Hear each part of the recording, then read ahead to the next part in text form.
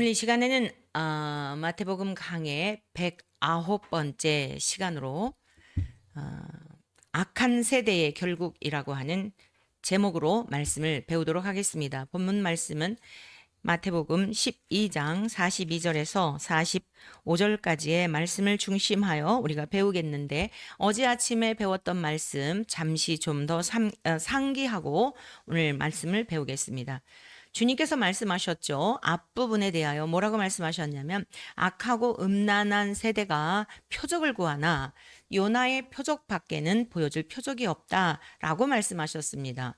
그러면서 요나가 밤낮 사흘 동안 물고기, 큰 물고기 뱃속에 있었지요. 그것처럼 인자도 밤낮 사흘 동안 땅 속에 있으리라 라고 말씀하셨어요. 그러니까 서기관과 바리새인들이 주님께 나와서 많은 표적과 그 수많은 표적과 이적을 보여주셨음에도 불구하고 믿지 못하고, 이유가 뭐죠? 악하고 음란한 세대의 특징이 뭐예요? 마음이 아주 굳고 굳은 이마와 같아요. 화강석과 같습니다. 아주 굳은 그러한 마음, 강팍한 마음, 딱딱한 마음. 주님께서 그 네 가지 땅에 뿌려진 씨의 비유를 하셨는데, 돌짝밭과 같은 마음. 또 세상의 재리와 유혹과 이러한 것들을 이기지 못하고 땅에 속한 것을 추구하는 자들, 이러한 자들도 다 마찬가지입니다. 다 한 곳으로 가게 되어 있고 다 한 근원에서 난 거예요. 빛의 자녀든지 어둠의 자식이든지 이거 둘 중에 하나이지 절대 회색 분자 없다니까요. 흔히 말하잖아요. 나는 그냥 중간이야. 나는 중용을 좋아해. 나는 이로 저도 치우치지 않는 것을 좋아해. 그러는데 여러분, 빛 가운데 있다고 하여서 치우치는 게 아니에요. 오히려 바른 길을 가는 거죠. 사람들이 이 언어를 표현을 잘못하는데요. 나는 이쪽으로도 저쪽으로도 치우치는 거 원하지 않아. 그냥 중간에 치우치지 않고 중심을 잡고 그러기를 원해. 아닙니다, 여러분. 빛 가운데 있다고 한다면 그렇게 가만히 있을 수가 없어요. 내주하시는 성령님께서 우리를 가만두시지 않으세요. 불법과 불의한 일과 악한 일들을 볼 때에 이건 아닌데, 이건 아닌데, 그거는요, 신앙생활 안 하는 사람도 다 알고 있는 거예요. 저건 진짜 아닌데, 사람들이 왜 저래? 이거는 신앙과 상관없이 그냥 이 숨을 쉬고 살아가는 사람들이라면 기본적인 생각과 기본적인 판단력이 있기 때문에 다 그러는 거예요. 신앙인은 뭐죠? 하나님의 말씀에 기준하여 하나님의 말씀이 근거가 되어서 그 말씀의 잣대로 볼 때에 이건 하나님이 기뻐하시는 게 아니구나. 이렇게 하면은 하나님께서 굉장히 마음 아파하시겠다. 다시 예수님의 십자가에 못을 박는 일이구나 라고 하는 것을 깨우쳐 주세요. 누가요? 성경에 기록된 대로 진리의 말씀을 통하여 깨우쳐 주시고, 그리고 예수 그리스도를 믿어 영생을 얻은 자들 속에 내주하시는 보혜사 성령님께서 괴롭게 하시는 겁니다. 가만두시지 않아요. 선한 일을 하도록 이끌어 가시는 겁니다. 그러면 육을 입고 있는 우리에게도 인격이 있는데 우리는 어떻게 반응해야 하는 거죠? 순종하는 것밖에 없어요. 그런데 그 순종하는 것이 굉장히 힘이 듭니다. 고통스럽습니다. 여러 가지의 육을 입고 살아가고 있고 관계성 속에 살아가고 있기 때문에 많은 생각과 계산을 하게 되는 거예요. 손익 계산을 하게 되는 겁니다. 가만히 내려가 보면 나에게 하나님의 일을 위해서 산다고 하지만, 하나님의 명예를 위해서 산다고 하지만, 나의 성향이 그렇다고 하지만 내면 시면에 있는 것은 하나님도 아시고 자신도 알거든요. 손익 계산에서 나에게 유익이 될 것 같지 않기 때문에 피해가는 거예요. 거룩한 일을 위해, 의를 위해, 그러한 일을 위해. 저 사람은 워낙 저렇게 막 과격해. 굉장히 우리들의 그 표현도 조심해야 하는 것입니다. 오늘 바리새인들이 예수님께서 그 많은 표적을 보여주셨는데도 믿지 않기로 작심을 하니까 또 다른 표적을 구한 거예요. 그래서 예수님께서 더 이상 너희들에게 표적을 보일 필요가 없다. 자, 요나의 표적을 알지. 그런데 요나보다 더 큰 이가 나야. 물고기 뱃속에 사흘 동안 있었으나 죽지 않았잖아요. 실제로 요나는 안 죽었어요. 그런데 우리 주님은 땅 속에 사흘 동안 있을 것을 말씀하시면서 실제로 죽으셨어요. 예수님은 실제로. 그러나 겉으로 볼 때는 어떻죠? 요나의 모습을 볼 때 물고기 뱃속에 다시스로 가던 배를 탔던 사람들이 제비 뽑기를 하여서 이 요나를 바다에 던지고자 하는 그런 상황 속에서도 굉장히 그들이 마음이 어려웠어요. 어떻게 사람을 이게 바다에 던지지? 이건 죽는 건데. 근데 요나가 뭐라 그래요? 걱정하지 말아라. 나의 죄로 말미암아 지금 내가 하나님의 말씀을 피하여 가는 까닭에 이러한 일이 있으니 이러한 일이 일어났으니 이건 나의 잘못이고 내가 감당해야 할 몫이다. 그러니 걱정하지 말고 나를 바다에 던져라. 그랬잖아요. 사람들은 어땠을까요? 배 타고 있었던 사람들은 당연히 죽었다고 생각했겠죠. 그러나 실질적으로 물고기도 만드신 하나님께서 요나를 상하지 않도록 보호하셨기 때문에 그가 이제 육지에 토하게 되는 하나님의 명령을 따라서 큰 물고기가 순종을 하게 돼요. 오늘 아침에도 식사를 하면서 얼마나 감사한지 모든 것이 다 하나님의 것들 아니에요. 땅에서 나는 것, 비바람을 맞고 자라는 것, 자연에서 나는 것 다 하나님의 창작품들이잖아요. 먹으면서도 얼마나 감사한지, 흔히 지중해 식단이라고 그러죠. 다 하나님이 만드신 것들을 먹으면서 질감이라 그래요. 즐겁게 감상하면서 정말 식사를 하면서도 하나님을 찬양하지 않을 수가 없었습니다.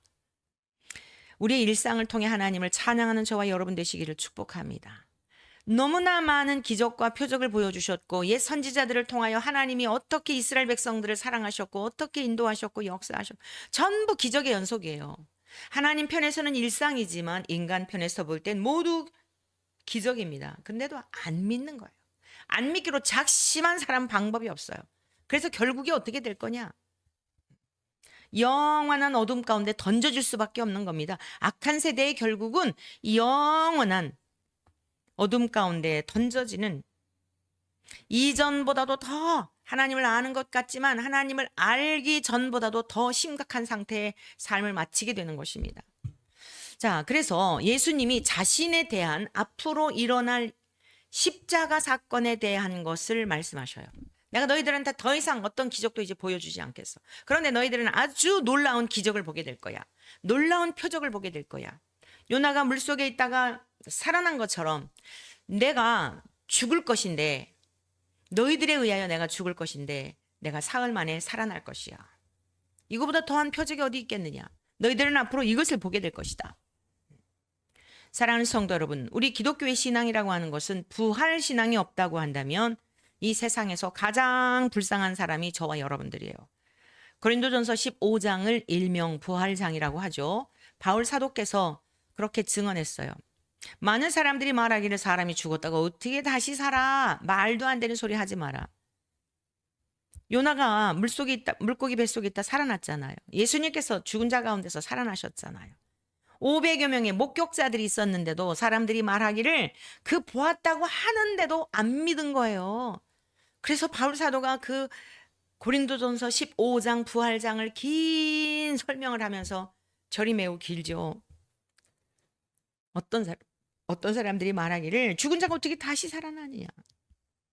그런데 만일 죽은 자가 다시 살아나는 일이 없다면 우리 주 예수 그리스도께서도 다시 사신 일이 없었을 터요.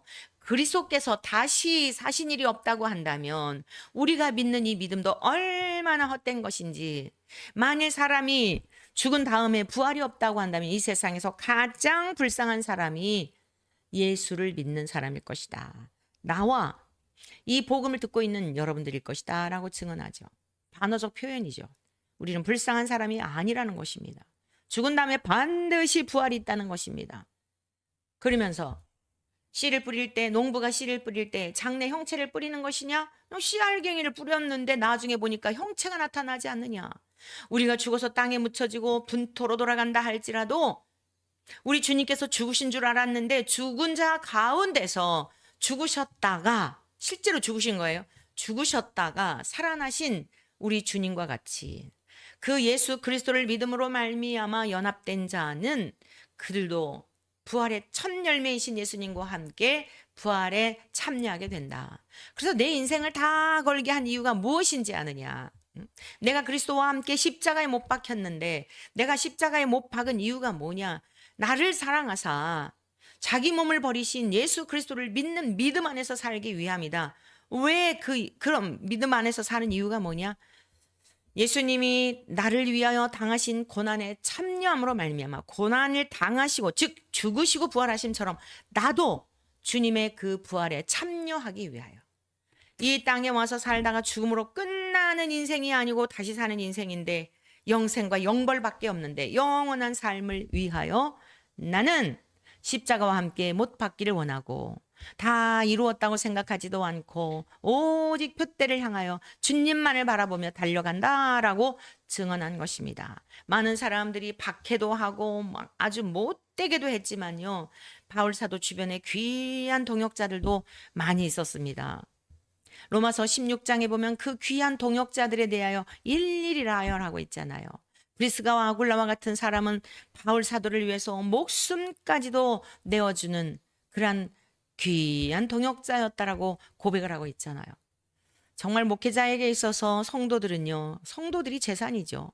성도들이 재산이고 하나님이 맡기신 유산입니다.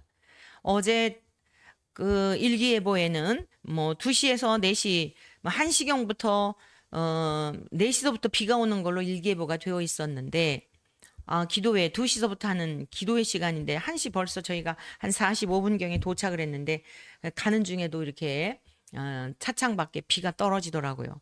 막 기도하는 중인데 한 2시 반쯤 됐을까요? 뭐 하여간 하늘이 뚫린 듯이 그냥 비가 폭우가 쏟아지는데 얼마나 그 빗소리에 우리가 막 주여 부르짖으며 기도를 하는데 힘이 나는지 어제 너무도 감사하게 우리 성도님들이 직장 끝나고 또 월차 내서 이렇게 함께 해주셔가지고 얼마나 힘이 되었는지요. 정말 부러운 게 없죠.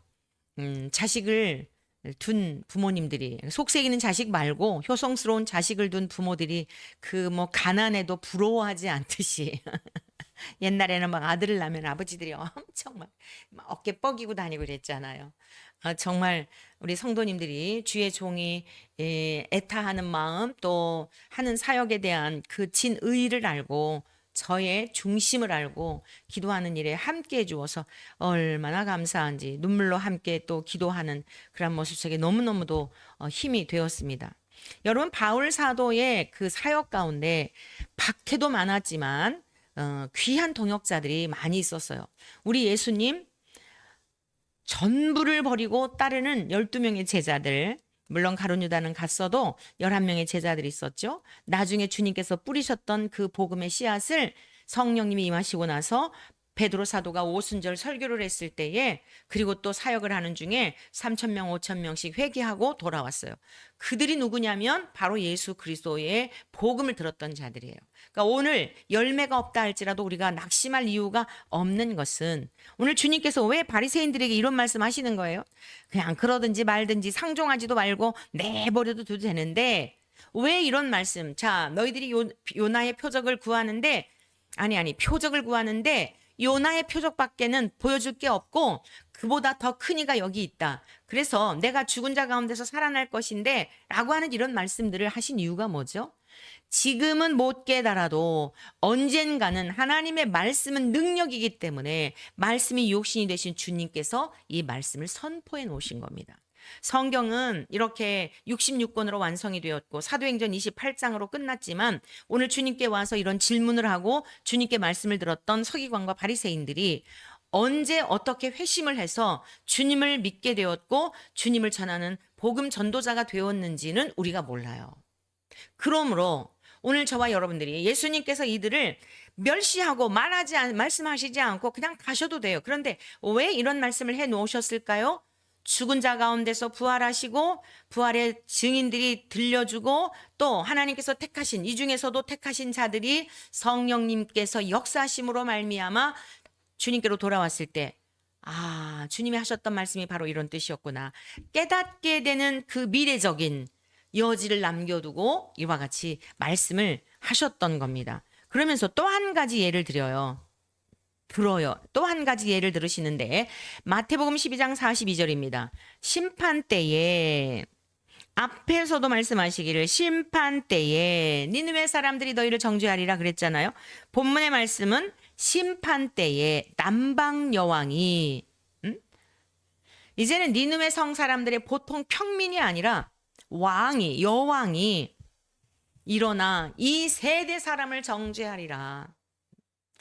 이 지금 예수님께서 이 땅에 오셔서 그러니까 하나님의 보이지 않는 형상이시요 광채시요 영광의 광채시요 그 성품과 온유하심과 하나님을 그대로 드러내신 거거든요. 솔로몬은 평화라고 하는 의미죠. 모형이에요. 솔로몬이 하나님으로부터 지혜를 받아서 굉장히 지혜로운 왕으로 지혜 대명사가 되었지만 우리 주님이 오시기 전이었던 까닭에 그의 인생도 성공적 인생은 아니었어요. 그런데 평강의 왕으로 오신 진짜 왕이신 예수님이 오시게 되면 완전한 승리를 하셨죠. 솔로몬은 1000명의 여인들의 치마 폭에 이방 여인들과 결혼을 해서 그 후대에 망국으로 가게 하는 단초가 되는 그런 역할을 했지만 우리 주님은 전혀 그 솔로몬과 같은 그런 삶이 아니라 온유하고 겸손하신 하나님의 성품 그대로를 드러내시며 온전히 하나님께 영광 올려드리는 그 삶을 살아내셨잖아요. 이 남방 여인이 왜 일어나서 정죄를 하냐면 아니 솔로몬의 지혜를 들으려고 찾아와요. 솔로몬의 지혜를 들으려고 찾아와서요. 땅 끝에서 왔다 그랬어요.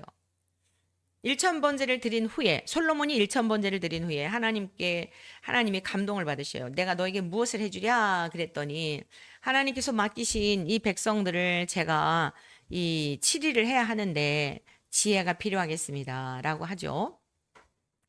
하나님이 그것이 너무 감동이셨어요. 여러분 지혜를 구했다는 것은 뭐냐면 지혜는 하나님의 성품이에요. 지혜는 하나님의 속성이에요. 하나님에게 있는 것, 하나님의 것을 가지고 치리하기를 원합니다 라는 뜻이에요. 너무 감동이 됐어요. 세상의 왕들은 어떻죠? 자기의 소견과 자기의 생각대로 치리하려고 그래요. 수단과 방법을 가리지 않고 치리하려고 그래요. 근데 솔로몬은 하나님의 것을 구한 거예요. 사랑하는 성도 여러분, 저와 여러분들도 하나님의 것을 구하기를 축복합니다. 땅의 것을 구하지 말고. 땅의 것은 뭐예요?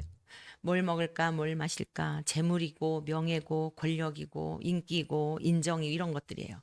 하나님의 것은 뭐예요? 하나님의 의예요. 하나님의 옳음이에요. 하나님의 정직이에요. 하나님의 공의예요. 하나님, 그러한 삶을 살아내게 해주십시오. 다른 사람들을 뭐 정의롭게 해야지, 바르게 해야지, 이거보다 가장 먼저 뭐냐면 주님, 먼저 거룩한 삶을 살게 해 주십시오. 구별된 삶을 살게 해 주십시오. 세상 사람들과 다른 삶을 살게 해 주십시오. 예수님과 함께 연합이 되었으니 그 열매를 맺게 해 주십시오. 이것을 구해야 되는 거예요. 그게 그의 나라와 저를 통치해 주십시오. 저를 다스려 주십시오. 저의 정욕을 다스려 주시고 저의 모든 세상에 대한 허망한 욕망을 다스려 주시고 물질을 사랑하는 마음을 다스려 주시고 세상의 영광을 구하는 마음을 십자가로 다 도말하여 주시고 주님 제 속에 있는 이 육의 소욕에 대한 것을 쳐 죽여주십시오. 이게 하나님의 나라와 의를 구하는 겁니다. 그러면 구별된 삶을 살게 되죠. 가치관이 달라지죠. 세상 사람들과 달라져요. 무엇을 이룬다 하더라도 목적하는 바가 나를 위한 게 아니라 하나님의 이름을 위하고 하나님의 영광을 위한 거예요. 그래야 우리가 쓰임받아도 끝까지 쓰임받지 육신의 것을 위하여 구하고 하나님이 들어주셔요. 아버지께서 사실 여러분 보면 우리가 기도한 것보다 훨씬 많이 주셨거든요. 기도한 것보다 훨씬 많이 주셨는데 잘 사용하지 못하면 그것 때문에 망한다고요. 그래서 그의 나라와 그의 의를 구하느라고 필요한 것들을 하나님께서 주실 때에 그의 나라와 그의 의를 위한 것이 중심이 되어서 계속 주님이 이끄신 대로 따라가게 되면 많은 일들을 할 수가 있죠. 그래서 제가 요즘 요셉의 복을 주님께 구하게 되고 하늘에 속한 신령한 복과 땅의 소산에 기름진 복, 그러나 재물을 주시더라도 염려와 근심을 주시지 않은 물질을 다스리는 복을 이상하게 자꾸 구하게 돼요. 하나님이 어떤 일을 이루시려고 그러는지는 모르겠는데 제가 이렇게 하나님을 모욕하고 능멸하는 자들과 맞서서 진리를 가지고 싸우다가 보니까 이걸 뭔가 보여주는 것도 굉장히 중요하겠다. 이건 표적이 아니에요. 하나님을 믿는 삶이 하나님의 사람들을 통하여 하나님이 역사하시는 일들이 죽음 너머에만 아니라 이 땅에서도 얼마나 아름답고 복되고 영광스러운지 너희들 좀 보거라. 그 누추한 삶에서 빠져나오거라. 그리고 너희들도 함께 하나님 나라에 가자. 이런 마음을 자꾸 부어주셔요. 계속 부어주십니다. 그냥 뭐 일시적인 게 아니라 그냥 주야로 요즘은 기도하게 하세요. 그러니까 여러분들도 하여간 주님 뭔지는 모르겠는데 목사님 생각 속에 주신 생각이 하나님이 주신 생각이라면 꼭 응답해 주세요라고 기도해 주세요. 하여간 제가 구체적으로 다 말씀은 드리지는 못하겠지만 여러분 하여간 계속 요즘은 주야로 기도하게 하세요. 자면서도 기도하게 하세요. 의식만 돌아오면 기도하게 하세요. 그리고 막 여러 가지 일들을 하나님께서 무엇을 해야 할지에 대한 것들을 구상을 주시고 사람을 만나게 하고 계세요. 그래서 하나님께서 이것이 하나님께로부터 응한 것이라면 아무리 사람들이 방해하려고 해도 하나님이 하시는 거예요. 사람이 하는 게 아니라 하나님이 하시는 거고 따라가는 겁니다. 자, 아무튼 거룩한 일을 위해서 함께 기도해 주시기를 부탁을 드리고요. 요즘은 좀 더 저를 위해서 중보해 주시기를 부탁을 드립니다. 남방 여왕이 일어나서 너무너무 이게 진짜 화가 나는 거예요. 여왕의 입장에서. 왜냐하면 솔로몬이 지혜롭다 그래가지고 땅 끝에서부터 그 지혜를 들으려고 찾아온 거예요. 근데 솔로몬보다 더 큰 이가 여기 있느니라. 자, 우리가 이 말씀의 배경을 좀 알기 위해서요. 열왕기상에 있는 말씀을 좀 보시겠습니다. 이 스바의 여왕이 얼마나 이 솔로몬에게 있는 지혜를 알고 싶어 그랬을까? 근데 그 마음속에 사실 그게 뭐예요? 하나님을 찾는 마음이에요. 지혜는 사람에게 속한 게 아니에요. 잔꾀가 아니에요. 잔머리 굴리는 게 아닙니다. 잔머리 굴리는 거는요, 지금 지가 일을 저질러 놓고 이거를 면피하려고 꾀를 부리는 거예요. 거짓말과 술수에 이건 좋은 게 아니에요. 근데 지혜라고 하는 것은요, 성결하고 거룩하고 앞뒤가 같아요. 지혜는 완전 달라요. 하나님의 성품이기 때문에. 그래서 하나님의 사람들에겐 반드시 지혜가 있어야 합니다. 그래 영적 전략에서, 영적 싸움에서 전략이 하나님의 지혜로부터 오는 거거든요. 그러니까 지금 제가 이제 원튼 원치 않든 하나님 인도하심을 따라서 가만 보니까 선한 싸움을 계속 싸워왔어요. 근데 그게 제 생각이 아니었어요. 이젠 더 명확해요. 미리 알게 하시고 미리 내다보게 하시고 예측하게 하시고 처방전을 알게 하시고 그래서 순종했을 때는 좋은 결실이 있었고 그것을 무시하고 멸시했을 때는 어그러졌고 이런 것들을 많이 이제는 평가가 되잖아요. 세월이 많이 흐르니까. 여러분 지혜라고 하는 것 굉장히 필요합니다. 영적 전쟁에서의 이 지혜는 아주 필수적인 거예요. 그러니까 내가 이기는 게 아니에요. 하나님의 지혜가 나에게 전가될 때에 그 지혜를 가지고 즉 전략이라고 그러죠. 전쟁터에서도 사령관이 야전 사령관이 있고 작전 사령관이 있다 그러잖아요. 야전 사령관은 싸움터에 나가서 친히 싸우기도 하고 작전 사령관은 전부 작전만 짜는 거예요. 근데 하여간 하나님께서 야전적인 것과 작전적인 것, 지혜죠. 이런 것들을 겸하여 주실 때 훨씬 힘이 있는 거죠. 자, 열왕기상 10장 1절부터 10절인데 스바의 여왕이 여호와의 이름으로 말미암은 솔로몬의 명성을 듣고 와서 여호와의 이름으로 말미암은 지혜가 솔로몬에게 임했다는 이걸 들었다는 거예요. 어려운 문제로 그를 테스트한 거예요. 스바 여왕 나름대로 솔로몬이 답변을 하지 못할 것을 질문을 한 겁니다. 예루살렘에 이르니 시험하고자 하여서 온 겁니다. 예루살렘에 이르니 수행하는 자가 심히 많고 여왕이 납시오 하니까 많은 수행원들이 있었어요. 심히 많은 금과 보석을 낙타에 실었더라. 그가 솔로몬에게 나와 자기 마음에 있는 것을 다 말하매 솔로몬이 그가 묻는 말에 다 대답하였으니 왕이 알지 못하여 대답하지 못한 것이 하나도 없었더라. 할렐루야. 주여 오늘 종에게 또 이 말씀을 듣는 하나님의 권속들에게 하늘의 지혜로 충만하게 하여 주옵소서. 할렐루야. 그래서 이 악한 세대를 분별하고 이 아무리 수가 많을지라도 지략을 당할 수가 없거든요. 전략의 싸움에서 이순신 장군의 싸움이 전부 다 그 지략에 의한 거 아니겠어요? 그 숫자를 가지고 이겼나요? 이순신 장군 속에 이 나라를 대한민국을 긍휼히 여기시사 그가 복음이 들어오기 전이었기 때문에 그분이 하나님은 알지 못했어도 하나님의 지혜와 하나님의 전략과 전술을 통하여 우리 나라를 지키게 하신 거예요. 그래서 뭐 이순신 장군이 죽은 다음에 천국 갔을까요? 지옥 갔을까요? 이런 질문을 할 필요가 없어요. 하나님이 그분들을 다스리는 방법이 있고 구원하시는 방법이 있었을 것이니 우리가 거기에 대해서 쓸데없는 시간을 낭비할 필요가 없습니다. 사도행전 18장에도 나와요.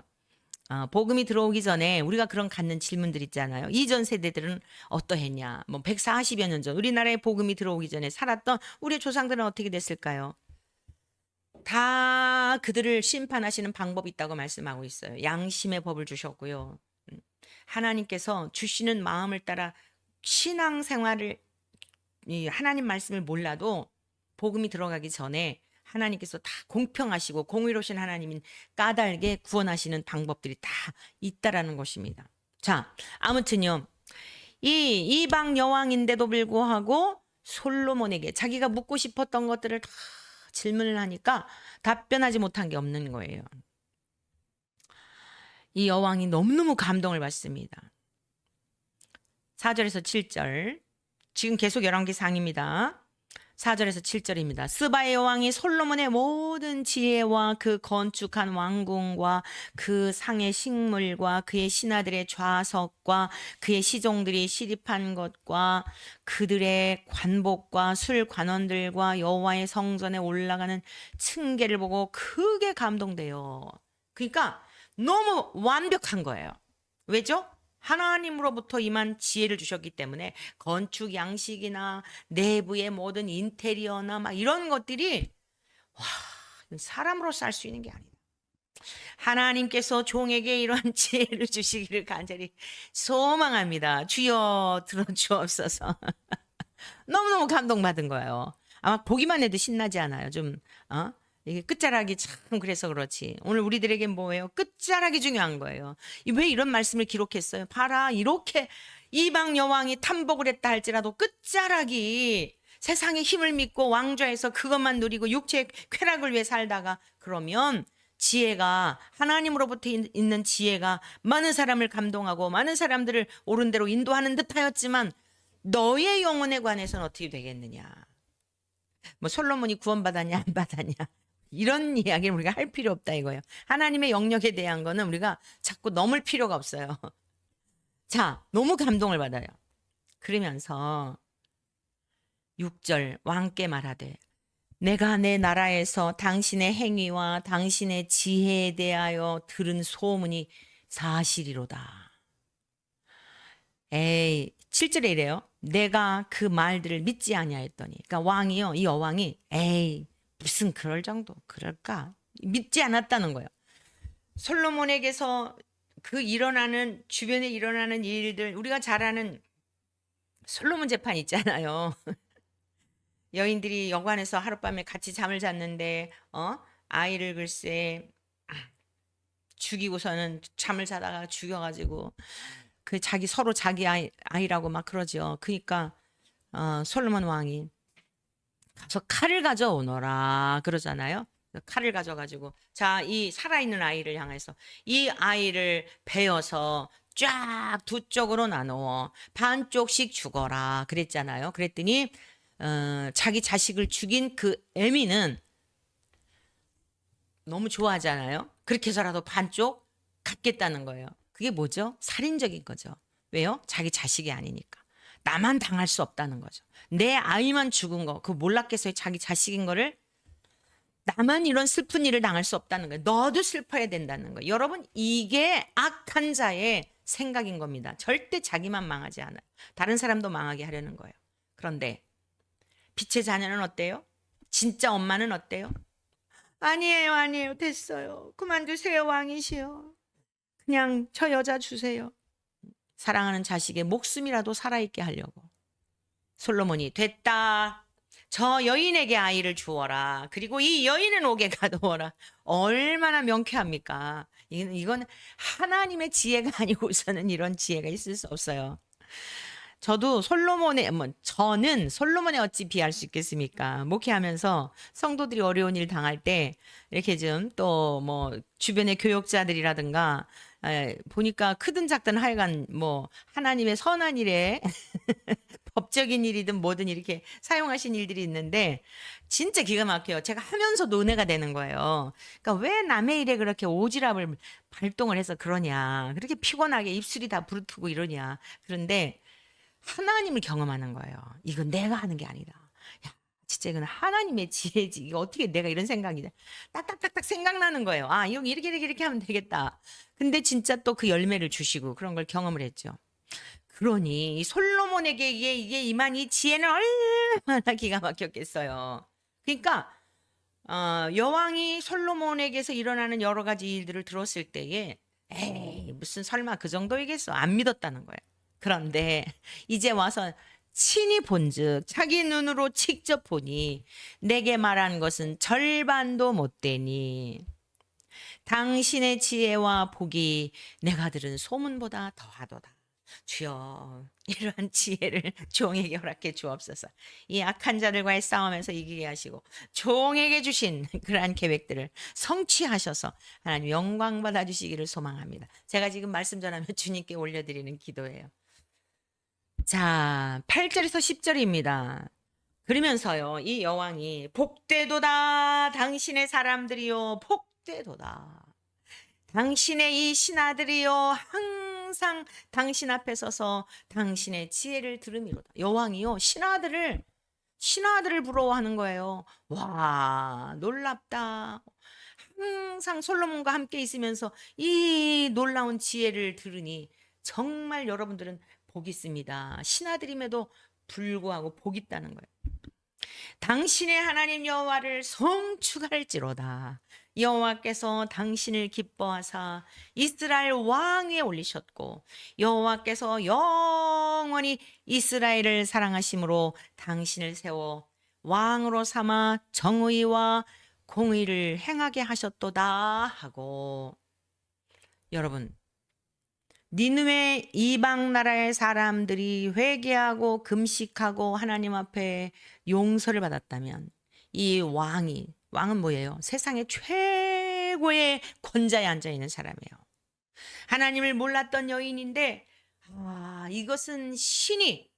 이것은 살아계신 하나님이 이 솔로몬이 믿는 하나님으로부터 임한 것이기에 이 놀라운 지혜가 있는 것이지 이거는 사람으로 할 수 있는 일이 아니다. 하나님을 찬송하잖아요. 여러분 이게 하나님께서 지혜를 주시고 하나님께서 어떤 선한 일을 하게 하시는 목적입니다. 누가 영광을 받아요? 솔로몬이 영광을 받아요. 이 여왕이 하나님께 영광을 올려드리잖아요. 그의 입술을 통하여 하나님이 친히 영광을 받으시잖아요. 오늘 이 시대에 이러한 지도자들이 많이 나타나기를 바랍니다. 사람이 영광을 가로채고 다 죽음으로 돌아갈 벌거벗겨진 적신으로 돌아갈 인생들이 영광을 가로채고 그놈의 영광을 받으려고 그놈의 칭찬을 받고 박수갈채를 받고 주목을 받고 인정을 받으려고 목말라서 그렇게 비루한 인생을 살아가는 사람들이 얼마나 많습니까?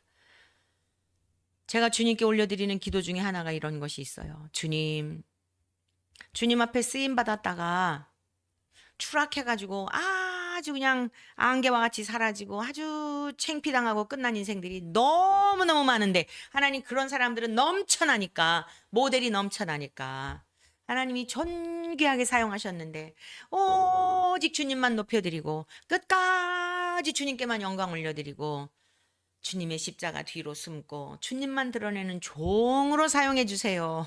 이 또한 기도하실 때마다 그렇게 기도해 주시길 바랍니다. 오직 주님의 이름만 높여드리고 주님만 영광을 받으시고 너무 스바 여왕이 귀하지 않아요? 솔로몬을 사용하시는 하나님을 찬양하고 있죠. 이에 그가 금 120달란트와 심히 많은 향품과 보석을 솔로몬에게 하나님으로부터 쓰임받는 그 왕에게도 주면서 스바의 여왕이 솔로몬 왕에게 드린 것처럼 많은 향품이 다시는 솔로몬에게 온 적이 없다는 거예요. 사랑하는 성도 여러분, 주님이 지금 이 말씀을 인용하신 거예요.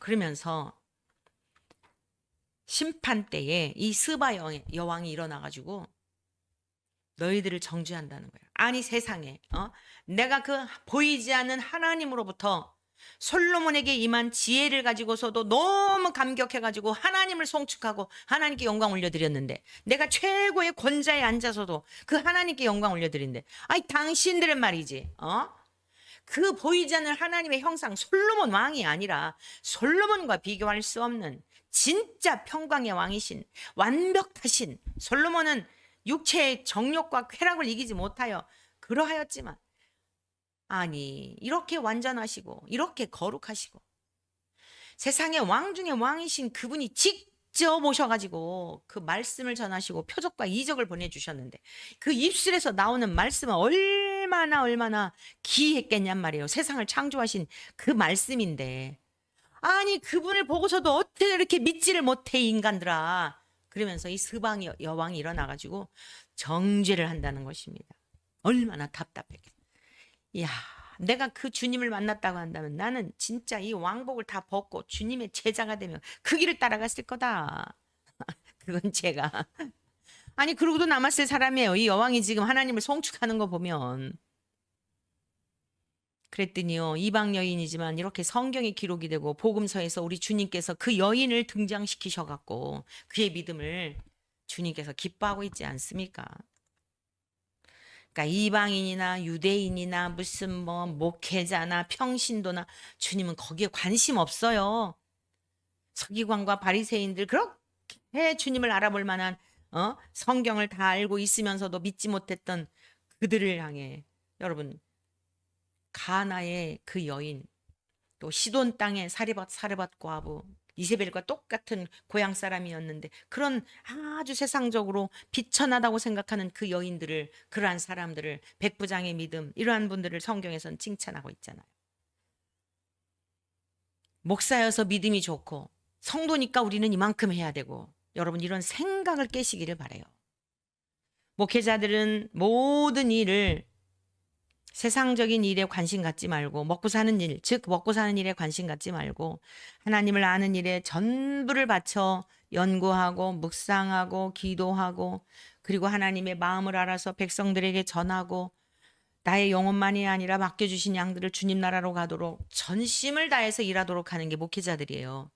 여러분들은 일터에서 열심히 수고하면서 주님을 섬기고 가사일을 돌보고 일이 많잖아요. 그러나 여러분의 마음만큼은, 저희가 주의 종의 길을 가든 목회자의 자리에 있든 여러분들이 평신도 자리에 있든 여러분들 역시도 전심을 다해서 그 나라를 사모하며 선교적 삶을 살아내시는 복 있는 자들이 되시기를 축복합니다. 성경에 있는 내용들을 볼 때에 이 믿음이 좋다고 생각하는 성경의 지식이 풍부했던 그들에 대해서는 만날 때마다 책망하시고 안타까워하시고, 오늘 이 시대는 어때요? 목사라고 하는 인간들이 사람들 사이에서 좀 목사답게, 빛의 자녀답게 빛 가운데로 인도해야 될 것을, 아주 어제 이동안이 아주 신이 나서 난리가 났더구만요. 뭐 꽃을 꽃다발을 건네주고, 무슨 뭐 본안 소송 한 것도 아닌데 꽃다발을 건네주고 뭐 그냥 아이고 주여. 에휴, 얘기할 가치도 없습니다. 자, 하나님이다. 알아서 우리는 우리가 할 일 하고 주님이 하실 일 주님이 하시고 그러면 됩니다. 그러면서 더러운 본문으로 돌아갑니다. 마태복음 12장 43절입니다.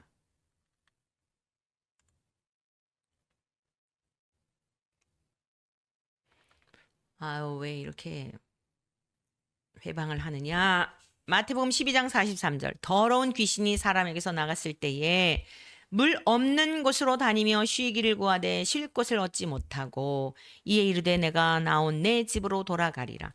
귀신이 나왔다가 어디로 돌아간다고요? 딴 데로 가는 게 아니에요. 내 집으로 돌아가리라 하고 와서 보니까 그 집이 비고 청소되고 수리되었거늘. 이에 가서 저보다 더 악한 귀신, 그리고 또 가만히 있는 게 아니에요. 또 나가가지고요, 귀신 하나를 내쫓았더니 집에 와서 보니까 물이 없는 곳을 찾아다녀서, 물이 없는 곳, 집에 와 보니까 아무것도 없는 거예요. 물도 없고 아주 그냥 이 귀신이 살기에 공동묘지와 같이 아주 그냥 딱 좋은 거예요. 사람의 상태가 그렇다 이 얘기입니다, 지금. 7을 데리고 들어가서 거하니 그 사람의 나중 형편이 전보다 더욱 심하게 되느니라. 이 악한 세대가 또한 이렇게 되리라. 이전보다도 더 기가 막힌 지경이 된다는 거예요. 악한 세대의 결국이. 자, 그럼 이 말씀의 뜻이 무엇인지를 좀 더 보시겠습니다. 하나님께서 선지자들을 통하여서 구약에 예수님 오시기 전에 말씀하셨죠. 지금 서기관과 바리새인들을 대상으로 이 말씀하시는 거예요. 근데 하나님을 알만하여 왜? 말씀을 통해서 다 예고하셨으니까. 성자 예수님 오실 것 다 예고되었으니까. 동정녀 처녀의 몸에 탄생하시고 그가 우리의 질고를 지기 위해서 오시고 볼품없는 모습으로까지도 다 예고되었어요. 그는 주 앞에서 자라나기를 연한 순 같고 흠모할 만한 것이 없어서 사람들이 봤다가 돌이킬 만한 이런 모습으로 오신다고까지 힌트를 다 주셨잖아요. 힌트가 아니죠. 진리로 선포하셨잖아요. 근데 이 사람들은 전혀 그런 것에 신경 안 쓰는 거예요. 그러니까 화려하고 막 아주 저 로마의 왕을 맞서서 싸울 만큼 뭔가가 막 백마를 타고 등장하고 이런 착각하는 거예요. 그러니까 여러분들 사람을 외모로 보는 것을 굉장히 좀 주의해야 합니다. 존재 자체로 보는 훈련을 하셔야 돼요. 아이들도 마찬가지예요. 이 아이들이 지금 이 아이들이 머물러 있는 게 아니에요. 계속 자라요. 이 아이들이 지금 부족해도 우리가 던지는 말을 통하여 그 말이 아이들에게 영향력, 좋은 씨가 뿌려져서 선한 일꾼이 될 것을 내다보며 항상 존재 자체로 아이들을 대할 때, 여러분 자녀들을 대할 때, 큰 자식을 대할 때라도, 어떤 사람을 대할 때라도 존재 자체로 대하는 훈련을 하셔야 합니다. 자, 그러면서요. 그렇게 주님께서, 그러니까 아버지 하나님께서 아들 예수님을 보내주실 것을 다 예언하고 그렇게 약속된 대로 보내주셨는데 어떻게 되죠? 결국 죽는 자리에 내어주게 되잖아요. 자, 그럼 귀신에 대한 걸 한번 생각해 볼게요. 귀신이 뭐예요? 한 인격 속에 들어가. 우리는 인격이 있어요. 우리의 존재 자체가 있어요. 근데 그 인격, 생각과 마음이 주로 우리가 이제 인격을 형성하고 있는 거죠. 그러니까 그 사람의 마음에서 나오는 생각이 어떠한가에 따라 그 사람이 그 사람인 거예요. 그러니까 마음에서 선한 것이 있는, 선한 것을 품고 있는, 은혜를 품고 있는 사람들은, 은혜 안에 머물러 있는 사람은 은혜로운 얘기를 하게 돼 있어요. 세상적인 욕망으로 가득 채워져 있는 마음의 그런 것들로 탐심으로 가득 차 있으면 그걸 내게 돼 있어요. 그래서 앞부분에 그 말씀을 이미 하셨잖아요. 너희들의 마음에 악한 것이 있으니 무슨 선한 걸 낼 수 있느냐? 나무가 좋다. 아, 열매도 좋구나. 하든지. 나무가 나쁘니까 열매도 나쁘다. 당연한 거 아니에요? 근데 이 사람들은 그러질 않는다는 거예요. 희석해가지고 이것도 아니고 저것도 아니고 그렇다는 거예요. 그냥 어떻게 너희들의 입에서 나오는 게 선한 것이 나오겠느냐. 이런 말씀을 하신 겁니다. 지금 이 서기관과 바리새인들이 신앙의 앞뒤가 맞지 않는 거예요. 하나님을 잘 섬긴다고 하면서도 전혀 그렇지 않은 거예요. 이게 귀신들의 노략물이 될 수 있는 겁니다. 귀신은 다른 인격체, 보이지 않지만 그 귀신이 사람의 생각 속에 생각을 사로잡아서 그 생각에 두려움을 주고 하나님 앞에 순종하지 못하도록 하고, 그리고 뭔가가 나에게 불이익을 당할 것 같고 막 여러 가지 생각을 내쫓지 않으면은 둥지를 틀어버리는 거예요. 그래서 결국 불순종의 길을 가도록 하는 것입니다.